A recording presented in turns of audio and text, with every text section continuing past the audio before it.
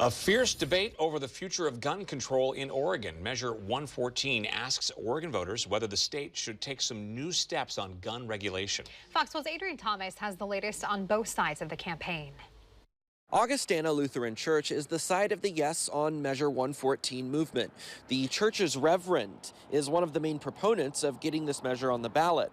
Those behind the measure say it's in response to increasing gun violence in the state, but those against say it may not be feasible to make a reality if passed. 170 tolls of a church bell to represent the 170 people who have died from gun violence in Oregon this year.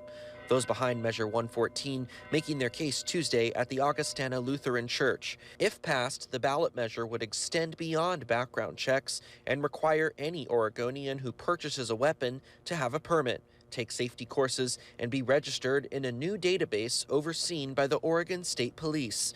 The measure also bans firearms that can hold more than 10 rounds at a time.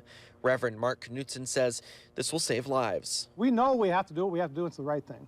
And I know the sheriffs believe that as well. In opposition to the measure, the Oregon State Sheriff's Association, which represents all the sheriff's departments in the state, says that if this measure passed, law enforcement agencies, which are already stretched thin, will carry an even heavier burden of trying to implement the new laws. Other faith leaders acknowledge this, but feel it will still be a success. The resources will come for the implementation.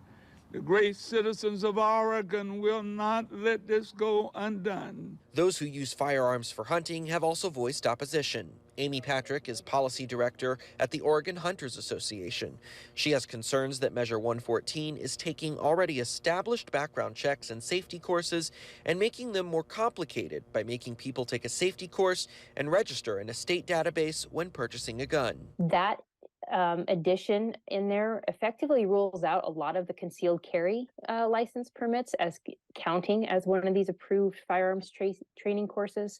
It also rules out hunter safety, which is a very comprehensive safety course. The Secretary of State's office says at this time it's unclear what the cost to local governments would be if Measure 114 passes. According to the measure, permits would cost up to $65 and $50 to renew. In Northeast Portland, Adrian Thomas, Fox 12 Oregon.